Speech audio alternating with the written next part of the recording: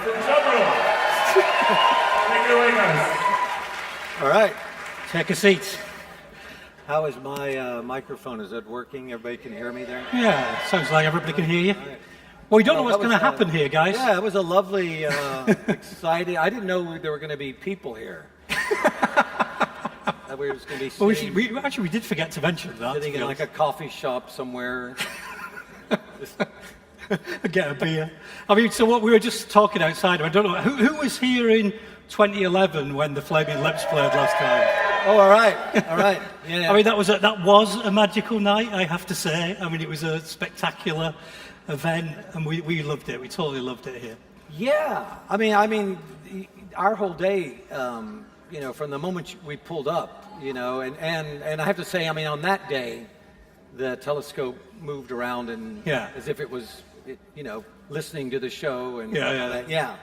And we got to do, you sort of took us on a tour of. Yeah, we had a look in the control room. Yeah, we asked a lot of questions and yeah. No, I mean that was the first major live event we had at Jodrell Bank. Yes, and I don't think I was that aware of that. I mean, I thought it seemed like. A good fit for the Flaming Lips, but it's a good fit for a lot of groups and stuff. So, when you say it was a good fit, how do you mean? I just mean like I think there's an element of the wonder of the unknown in in what the Flaming Lips express, and we do have some songs that we would proudly accept someone saying that could be space rock. And I think we're one of the only musical groups, besides being like a classical orchestra, that actually plays what a lot of people would know as the theme from 2001: A Space Odyssey, the Strauss little tag on the Zarathustra. Yeah, it's got a strange title, and a lot of people wouldn't know what that was. So, but that little thing, and we'll play that tonight. I think it's only about 45 seconds long. But see, I'm thinking that the telescope will come to life when it hears that, and it'll start to. It'll start to creep up, and you say, "Yeah." Sadly, there'll be quite a bit of juddering because we've got a whole bunch of scaffolding on it, stopping it tipping over. It'll all fall, and the workers will get crushed, and No. It'll be great. Yeah. So we'll play that, but that music when it was created, it had nothing to do with outer space or anything. But as time goes by, connections get made. And so I think when we're playing it, it kind of is evoking, I don't know, I think people famously think of Elvis Presley. That was his theme song. Yeah. So it's kind of evoking like, schmaltzy, over-the-top entertainment. It's also evoking the 2001, the overwhelming universe, grandeur, beauty of the universe, and it's also, I think, evoking what Strauss, the composer, wanted. And here we stand as the Flaming Lips and say, "Fuck it, we're doing it." But I think we're one of the only groups. I mean, a lot of people will use this music. But it's just a pre-recorded thing, It's like a tape that they'll play, yeah, sure. And then they'll walk out there and do their thing. And I sometimes, as the Flaming Lips, we're such a fucked up group. We'll actually play that. We play that note for note. And yet other parts of our songs are on, they're pre-recorded. Just on the sci-fi thing, you mentioned 2001. Is that a thing you're into? Oh, completely, yeah. I mean, I was born in 1961, and I remember being outside. We live in Oklahoma City, and back then we didn't have air conditioning, and so in the middle of the summer you'd be outside once the sun started to go down or whatever. And I remember, I think I remember that night when. Right. They're landing on the moon. Yeah, and I think my older brothers, we would grab my father's binoculars, which were pretty powerful for a 9-year-old, 8-year-old or whatever. And we would look up at the moon, and we wouldn't pretend. We thought we could actually see the flag that they planted on the moon through our binoculars, No, I mean, and 50 years next year, of course, the anniversary, yeah? I know, yeah. Oh, it's hard to believe. Well, we haven't been back think, since 1977. I think now it doesn't seem. I don't know. The idea that was put into our minds through this movie, 2001: A Space Odyssey.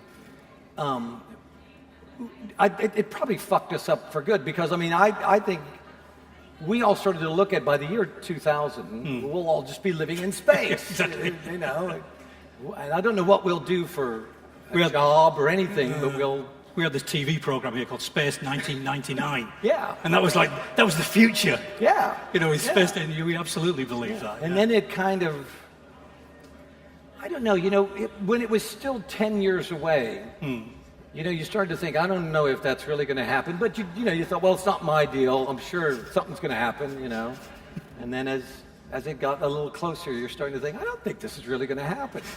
And then the year 2001 came, and there was no monoliths. Well, it wasn't what we thought it was going to be. But now if you look at it incrementally, and the things that are happening, the idea of what you can do on your computer is probably way beyond anything that people were dreaming up in the mid '60s or whatever. Yeah. But when you want those floating cities and you want to be able to travel to some other universe.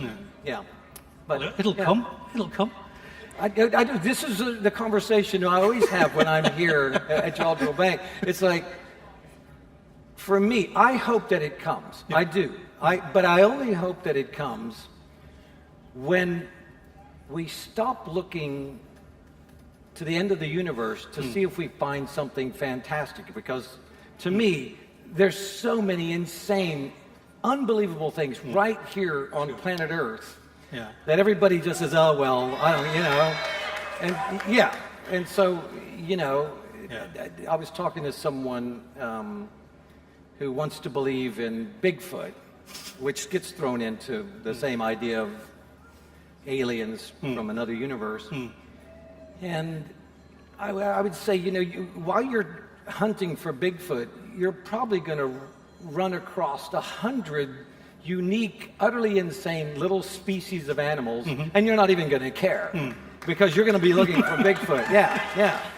Well, that's part of the idea behind Blue Dot, right? Is that here we're bringing together all this sort of creativity and right across the range, from science to music to art, and that's all celebrating the Earth, albeit the Earth in space.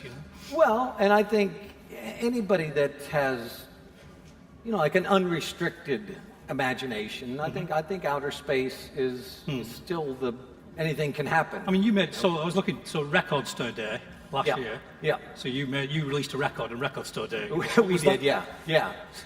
So that was the Flaming Lips. I think the title of it, live. is the Flaming Lips live from the International Space Station. Yeah. And it's a complete made-up fantasy album. But it's almost believable, all artists are approached. I was approached by, I forget his name, but he worked with Richard Branson at Virgin. I'm not sure what Virgin does. Virgin Galactic or something, was it? I don't know. I think it was at the time. Yeah. And, they were talking about, they want to be the people who present the first concert in space. Right. And, I said, I don't think the Flaming Lips are a very good candidate for that because we have too much equipment. We have too much stuff, We have big amplifiers and they're heavy and big lights and you know what I mean? And I thought I think at the time I said, hey, why don't you take Justin Bieber? He could just stand there and he would play a track and save the universe or whatever, They didn't want that. Would you go if it was? If you were offered the opportunity, would you go? I always say, yes to things and then hope that they don't happen. So, I mean, I would absolutely go if that all seemed like it was working. Yeah. It always seems a bit scary to me going, it's the getting there that's the problem. I Yeah. wouldn't mind being there. Yeah, utterly, insanely, beyond scary. Yeah, utterly insane. But the subtitle of that record was A Concert for Peace. So what was the thinking behind that? Why was the Flaming Lips live from the space station a concert for peace? I think the idea that it's the International Space Station, I think that's part of it as well, and I had a friend of mine who has a good sort of Indian accent, and he introduces the whole thing, and it would appear to be the whole world has come together. It's something like the vision of Stanley Kubrick's 2001, that it's not America and it's not Russia, it's planet Earth, and I don't know, a concert for peace just sounded very generically optimistic. Yeah. You know what I mean? And I think most of the astronauts that go there say that's what they look down at the Earth as they orbit it once every 90 minutes, and they don't see borders. They don't see countries, they just see planets. And I would say, probably to their credit, they're astronauts. They're into new ideas and into exploring and into starting to believe different things. And so, I think all that stuff when you're confronted with real people who have been there and done that, it's like, oh my gosh, I'm just sitting here watching Netflix and they've gone around the world 90 times, it blows your mind. It totally blows your mind. Yeah. Can I ask you? But would you would go into space if you had the chance? Oh no, see, this is the problem. People ask me that all the time as well. And I sort of think, I would love to be in space. I would love to sit in the space station and look out through that cupola window and look at the Earth orbiting below us, or blot the planet Earth out with my thumb like Neil Armstrong did. But I'd be really scared about getting there. I'm just a real wimp, really. And going in that rocket and sitting in a rocket. That's why we're together here. We're the same. We're very much the same. Why we're not wearing spacesuits and all that. Yeah. So I'm going to ask you. I'm going to read something that you said last time you were here. Okay. From my research. Okay. So you said last time you were here that there were 3 UFOs looking for a place to land, hoping to land in time for your show. While we were doing the show. While you were doing the show. I thought you pointed them out to me earlier in the day. Yeah. And that you had them on the guest list.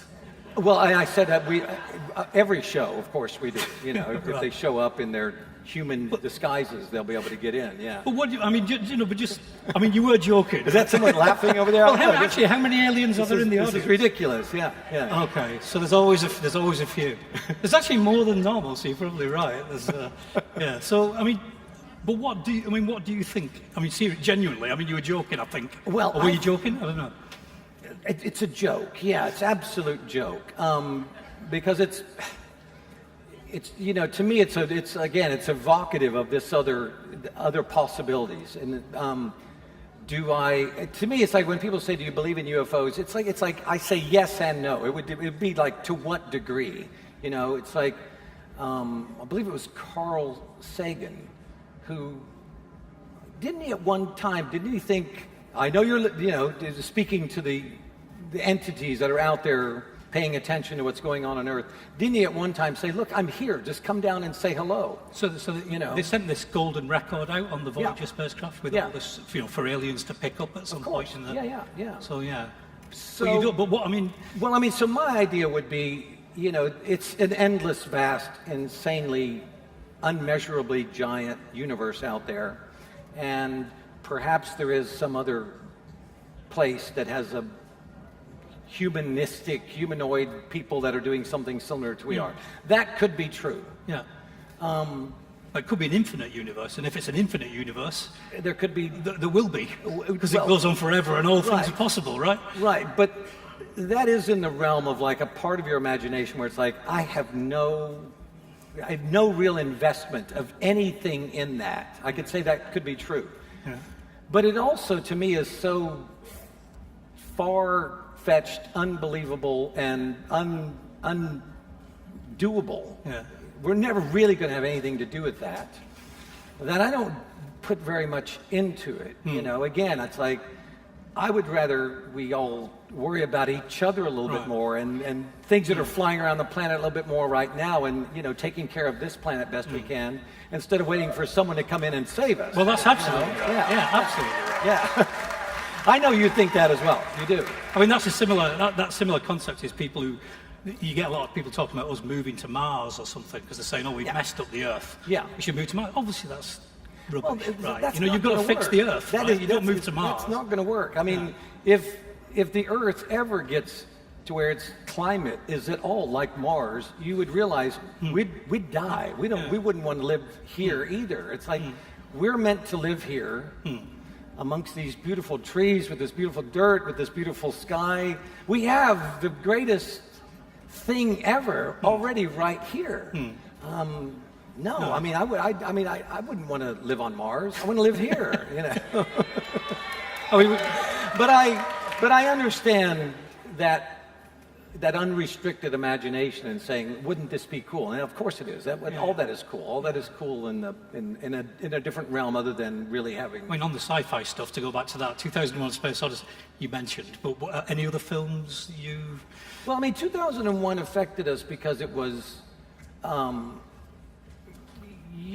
the 60s rolled along, I was very young, but my older brothers were listening to music and taking drugs and just doing all the great fun things that you want to do, and they were sort of arty, but they weren't artists, and I think there was an element of that. They weren't going to live the way that my father lived. My father, was born in the 30s, and he was, hardworking, responsible, just a badass guy, but he was not a hippie, And I think my older brothers, they did me a great service by not acknowledging that they were breaking away from my father and his ways. They just dug the other stuff. They dug music, and they liked drugs, and they wanted to be in the Hells Angels, and they just wanted to live a different sort of life. And I never realized that until I was older, of what an internal struggle it must have been for them to say, I'm not doing what you want to do. I'm exploring, I don't know what I'm exploring, but I'm not doing what you're... And so I was sort of caught up in just all that happening at the same time. That they could be wanting to live this life, and of course when you're young you want to be like your older brothers or whatever. So very influenced by the music and painting and clothes and just lifestyle, everything about it. And so by the time I was 16 or 17 years old, I started to think the fantasy of just listening to the Beatles and living in outer space wasn't going to come true. Right. When you're 10 years old, that's a great fantasy. It's like, what are you going to do for a job? I don't need to have a job. I'm going to just be living in outer space. What do you mean job, How are you going to earn a living? Who earns a living? You're just going to live in space. People in Star Wars don't have jobs. They just travel around and do cool shit, But once you have to really get a job and all that, and I think for me, I was very lucky that wasn't a crushing defeat of what I thought the world could be. And so now I think it's great that it really is, it's just an explosion of your imagination that lets that all be. It's real, but it's in the realm of fantasy as well. There was an equation in where we're eating lunch over there, on one of the big walls, and it says that the speed of light was something like 300,000 kilometers a second. That's one? Yep. And so something like that is, to me, it's like, it may be true, but it's such a motherfucker of a statement. I have no idea. You could say that's really fast. But it's so insanely fast that it just becomes like, okay, So, whereas, sound travels at 1,100 feet per second, a normal sort of distance. Everybody knows that a mile is 5,200 feet or whatever. Seems long, but 1,100 feet's not that far. And everybody has stood at concerts, especially concerts like this where it's quite big. And the things that are happening on stage, even though you may be able to see them Yeah. on the video screen, they're not quite In sync. Yeah. because light travels very fast. I don't know how fast, but No, you do know how fast. really fucking You just fast. told us how fast. it's really You told us fast. exactly how fast. And sound travels quite a bit slower. Yeah. So you can see it happen. It's like when you see fireworks. You see them blow up. And then, But like, if you like last night, those people who were here last night, we had a lovely clear sky, the moon. yeah. So you look at the moon, but the light that you're seeing reflected from the moon took 1.25 seconds to reach us See, all that is just, at that speed. See, I can know that, but I can't quite compute that into something that I can use. But look, yeah, I don't know. I mean, it's the same thing you just said, like 1,100 feet a second, you can imagine the distance. Maybe you can't imagine the distance to the moon. Maybe that's the... Well, it's the idea that the light, like, has ever stopped. And if you turned on the moon, like you turn on a light bulb here, Yeah. would I not see it Yeah. for a second and a half? Well, no, because the light's a lot closer.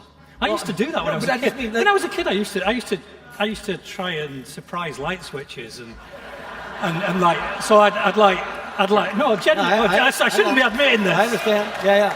I know. I'm going to get Yeah. all my I degrees taken understand. away from me. Yeah, Well, I yeah. used to sort of like just be walking along, and I used to go, wham! On the off chance that the light would sort of like go, whoa, and then, try and fill the room a bit. Yeah. But it doesn't work like that. You can't surprise light. But if it did in time, you would just say that light switch doesn't work very well. Or something, yeah. So maybe it does it occasionally. Yeah, we just. Well, okay. This let's see if this can be answered. Let's say you were able to turn off the sun. Yep. So how long does it take the sun's light to 8 minutes. See, I like how you just know. Yeah. It's my job. So we would be looking at the sun, and you'd shut it off. Right. But we'd still see it for 8 minutes. Yes. And then it would go black. Yeah. We would die. Eventually. Everything, yeah. But then you would turn it back on, and you'd hit the switch. Yeah.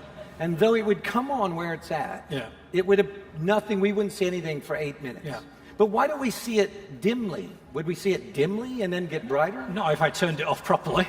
No. If I,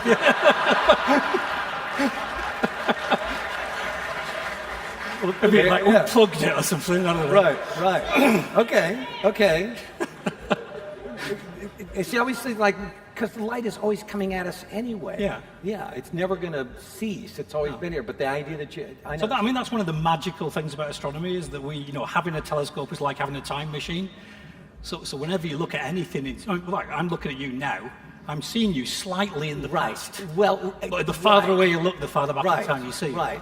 I mean, I would say that's true, but I don't know if it's a usable amount of time. You know what I mean? It's usable for astronomers in the universe, but maybe not usable. Right. No, for it's a great. I mean, all that stuff is a great. It's such your mind. A just mind has to- something. It just has to really be a strong, Yeah. staying inquisitive, Yeah, even absolutely. under the weight of. Yeah. Not believing this can be real. Yeah. I'm going to ask you. I'm just going to ask you something else. So I was just. It seems like it's going badly. Yeah, No, it's going great. It's going great. It's going great. Is it going well? It's going well. It's just that I really want to ask you this. You know all these things, and I'm just liking the Beatles and living in outer space. Thank you. I'm getting encouragement. Everybody loves Wayne. Yeah, come on. Oh, thank you. I think you're doing insanely well. Yeah, insanely well. I think you are too. Right, we should get T-shirts made. Right, We should. So the thing is, I was looking up this stuff. Right, obviously there's a bit of a collision of music and science going on, right? So this is my brief, right? So I was looking up some of your tracks, right? I found this track on an album called The Soft Bulletin. Right. Yeah. Right, which was called "What Is the Light?" Yes. Yeah. Which has a subtitle. It does. Yeah.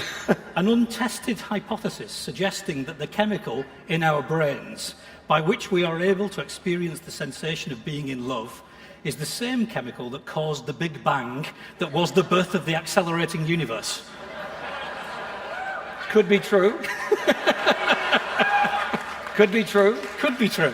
But I'll tell you what, I mean, Being in obviously... the Flaming Lips allows you to say something like that with course. absolutely no Well, proof. someone could test it. We could test it. But- we could do some scientific experiments and test it. You know, I do think about, contemplate that urge, that whatever that urge is, you know, to be alive. You know, a piece of grass has it. You know what I mean? Our hair has it. You know, what is that? Why does it matter to be alive and to try to stay alive? You know, it's not just, well, I'm here and whatever. You know, things are alive and then they are fucking trying to stay alive. What is that? You know, if you had to invent that in like a computer app, it would be insane. You know, we don't really understand life, I guess. We don't know don't know how it started, certainly, not in any detail. And the dilemma that I always have, most of the questions are fine as long as it's when and where. Those once you start to say why, you start to disappear. You're at risk of getting religious, but Yeah, I don't know. What do you think about it? I mean, I don't. Can I ask you? I think that's exactly what God is. God is depending on what you feel like you want to understand about the beauty of the world and also of the brutality of the world, you know. And I'm just like you. It's like there are some things that are probably so horrible that I don't really want to find out that much about it. And I could see where someone could say, let's leave that to God. And I think they could mean leave that to God, meaning let's leave that to the universe and however it's going to work out. And say God and not mean God that's, you know, that is watching me and you while we're taking a dump somewhere, you know, that kind of God, you know, and a judging sort of God. It could just be the situation of the universe that we can't control. And I think that's fine. And I think everybody has a limit of what they say, I'm going to get involved in that and have some say over it, and things that they don't want to get involved in and have no say over. And if you want to say that's in God's hands, that could be Donald Trump could be in God's hands.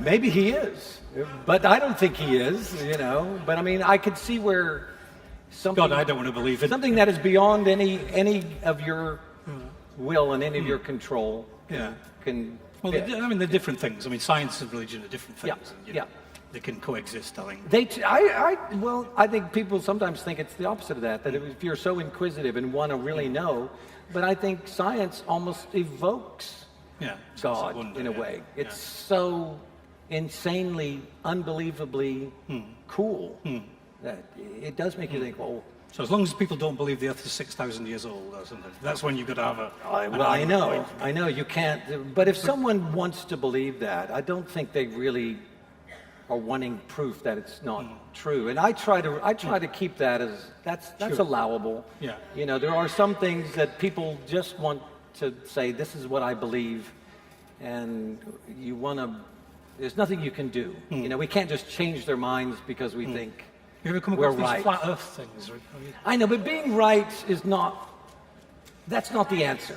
Being right is fine, but it doesn't mean that it doesn't give us the right to be mean. It doesn't give us the right to be above anybody else. Or arrogant about it. You know what I mean? Yeah. And being scientifically right,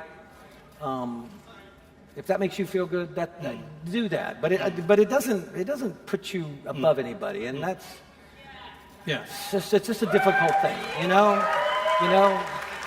It's like, you know, we want to know these things because we think these things are worth knowing. We don't want to know them so I can know more than you, motherfucker. You know, it's that I despise that. I don't like that. Yeah. You know, sometimes people know things just because they've lived them and would not be able to explain it the way you can explain something. Sure. You know, and so I mean, that, you know, that coming back to that track. Yeah.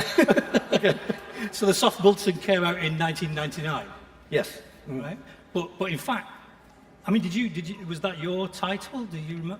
Yeah. So. You mean like the extended long? Yeah. Yeah, I mean, I sometimes, I know sometimes music is very, it's abstract, it's just vague, and it is just, and if you put these notions of what it could be about into the title, sometimes people don't really read titles anyway, but sometimes I'll do that. The thing that struck me, though, you see, was that it says, caused the Big Bang that was the birth of the accelerating universe.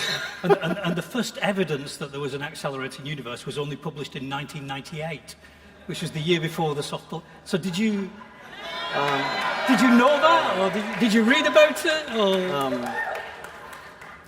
do you remember? You should know. Yeah. But no, I'm sure I read that. You must have. I'm sure I read that as a description, the accelerated universe. Yeah. I mean, is that something you... And that probably was like, oh man, that's... You're just reading that in the paper, or, I mean, what... probably so, yeah. Maybe it was a big heard thing. a story on NPR or something like that, you know. What's the science show on that? I forget. There's a great American news program that has, daily science... phenomenal things, and I'm sure I heard of something like that. But just that term as a poetic description, the accelerated universe... I'm in.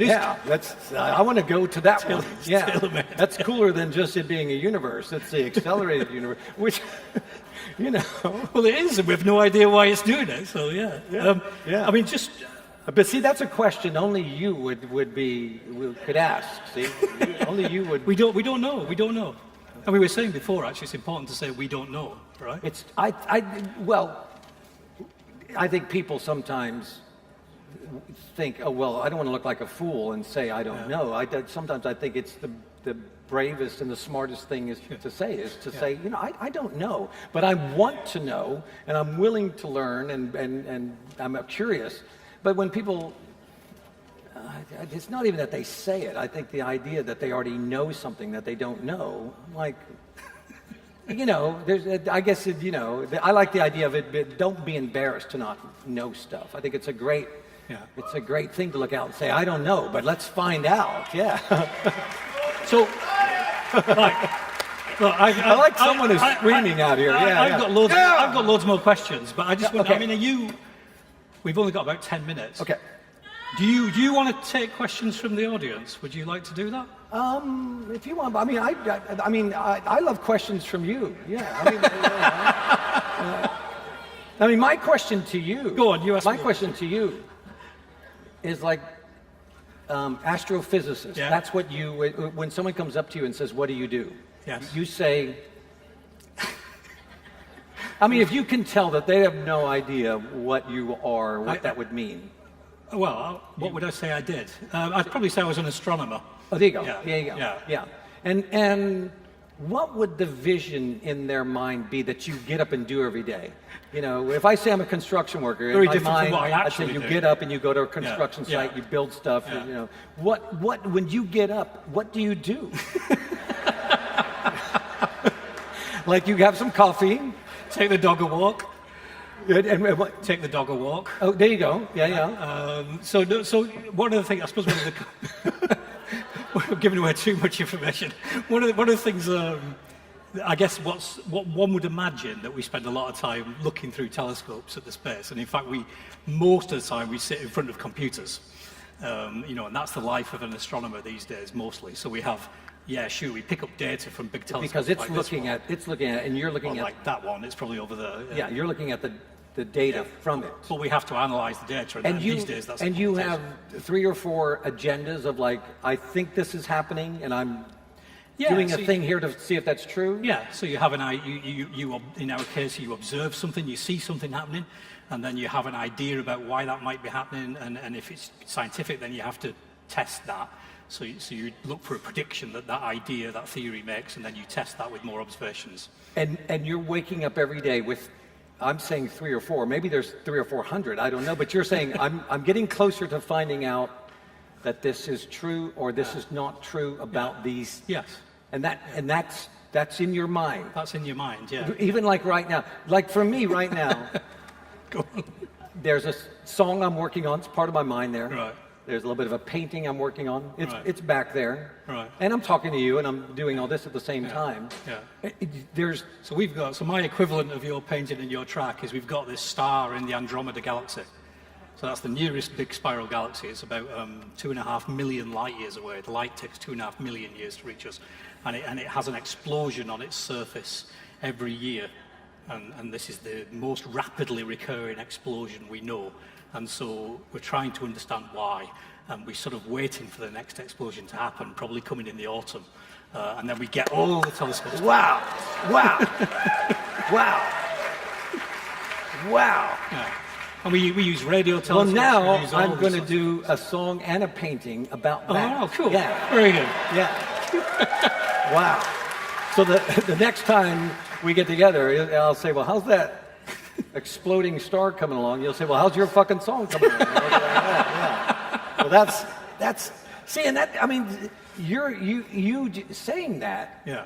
again, it evokes Star Wars. It's like, I want to go there. Yeah, I want to see that happen. I want to be part of that. Yeah. So a lot of it, so I mean, that's one of the frustrating things about being an astronomer. He's got this, in my head now, and I didn't describe it, I've got the image, of the white dwarf star, the size of the Earth but weighs 1.5 times as much as the Sun, orbiting the sun-like star and thermonuclear explosions going off on its surface.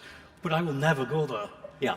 Yeah. And that's the frustrating thing. And a lot of what we do, it's in our heads, and we use our imagination and we use our creativity. I mean, albeit, embedded in science and maths, whatever. No, but if you weren't, I mean, people think of science as like, that's not imaginative. That's, that's dealing with facts. And it's like, it's absolutely not like imaginative. you're waking up, and it's all held in your imagination. Yeah. What it is, even why it's Sure. something that you're interested in. Yeah. It's still stuff that you're imagining. Man. That's a cool job. It is a cool. Yeah, I'll tell you something. It is a cool job. That's a cool job to I have. am very pleased and happy and lucky that I have this job. Yeah. So I'm You I have a get cool to talk job. to you. Well, you have a cool job. You have a cool job. Yeah. So I think we should probably head towards finishing. I'm afraid. Oh, okay. We'll probably run out of time. Yeah. It goes fast. I mean, do you want to take a question? We should take a Well, question. go on then. All right, Yeah. all right, come on. I'll do you, We and then I'll do have you. got some microphones, but people Okay. down here could shout. Okay. We'll have to repeat it. Right. Oh, here goes. There's a microphone there. There you go. See if it's working. Hello. Oh, good. There you go. Yeah. Woohoo! The visible universe is a particular size, right? Or what we can see is a finite. I just wondered if you could give us an analogy about, what the visible universe is in terms of quantity versus what we can't see as a theory. You mean me? You mean you do? And the analogy would be. No, I mean I agree with you. I mean, I think there's something to that. The stuff that you can see, you start to easily say is true or is believable, whatever. Yeah. Like even being here with you, it's like it's easy. There's something we absorb from just being around things. That's a truth, and then. It's like if you don't get to see them or hear them or be around them, as a person or an experience, whatever, it seems like, it could be believable or it could not be believable. But this idea that it's within your grasp, that would be me. That would be me. Yeah. You want me? So there's a thing called the observable universe, right? That if you imagine us at the centre looking out, light's sort of coming from all over the place to get to us, right? But if you go back to the Big Bang 14 billion years ago, then the light that's set off at the time of the Big Bang from a long way away is coming from all directions and it's sort of hitting us here now. But we can't see beyond that distance because the light from the universe out there hasn't had time to reach us. It's on its way here, so that light, but it's not reached us yet. So this observable universe is this sort of bit here. It has a radius of about 47 billion light years. See, for me, I'm starting to... Right? I mean, And we don't know. There's more outside there, and Right. we don't know how. We so- don't know how much. Okay, so let's We don't know how much. Let's just say this. Okay, so is there no denying that the Big Bang, that's a real thing? That everybody, Yeah, all proof looks to say this happened. Yeah, so there was a hot, dense phase of the universe we call the Big Bang. Yeah, Right. definitely right. And for me, I would show up at your job and say, "Can I help you?" And you'd say, "No, Wayne, you can't." I would sit there and I would say, why is there anything there? We know after the Big Bang or whatever we know pretty much, okay, this is here. Sure. But what was there before then? Yeah. No, that is a big question. That's why I came to do this with you. We don't know. There might be more than one Big Bang, right? That's the other interesting thing. So maybe they're popping off all the time, and the universe has always existed forever into the past and forever into the future, which is a weird thing in itself. That's what I mean. You can't. Yeah. I know it's like that's where you're like, but why is it anything here? You know, that part just has a complete. So we have, It makes you panic. You know, it makes you. Because everything is based on that. You know, everything comes from Sure. you keep going backwards, and you're saying, okay, I feel good about my place in the universe, and then suddenly, but why is hang on a minute. anything here? Yeah. Do you think that this will ever be an answerable question with an answer that anybody can understand? Well, I hope so. I'm not sure I can't say, no scientist can say anything for definite at some level. But, I would hope so. I mean, we have, some of this lies in the realm of quantum physics, and we know the elements of how that works to some extent. Yeah. Although it is weird shit. But it stuff sort of bubbles into existence, pops in and out of existence effectively. And maybe something like that kicked off the Big Bang. So people have quite developed ideas about what might have started the Big Bang. It doesn't necessarily ultimately answer why does anything exist. But then we're here to observe it, so it must exist. If it didn't exist, we wouldn't be here to ask the question. Yeah. You see, I don't know. I know. See, I'm sweating a little bit. Yeah. No, but I mean, that has to be in a lot of people's minds around you all the time, and it's just never. It never gets. No. I think we must get closer. Oh no! So every single day we know more and more and more about the universe, but sometimes we discover that there is even more to know than we thought there was. Right. So there's always something to learn. That it maybe is in just some realm that our brains can't get around why it would be here. Yeah, I mean, the why is probably the aliens looking at us saying, "Why are you asking why? Why are you worrying about that? You're never going to figure it out."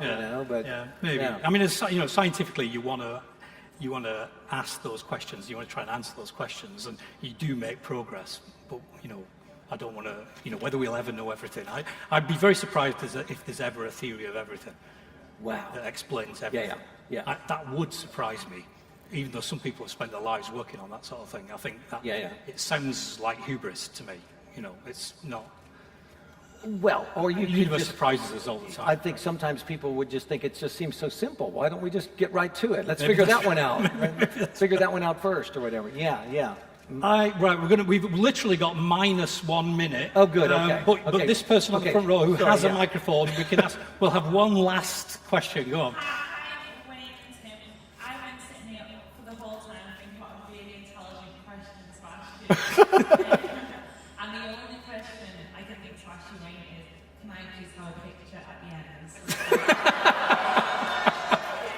end? You mean like just a picture with me and you? Yes. Of course. Yeah. See? Easily. My question is easy to answer. Yeah. Why is yours so difficult? Yeah. Mine is easy. And why does nobody ever want a picture with me? I do. Well, I do. Yeah, I do. Right, I think we really are literally over time. And that was absolutely brilliant. Thank you very much for giving Yeah, me you were time. fantastic. You were fantastic. man.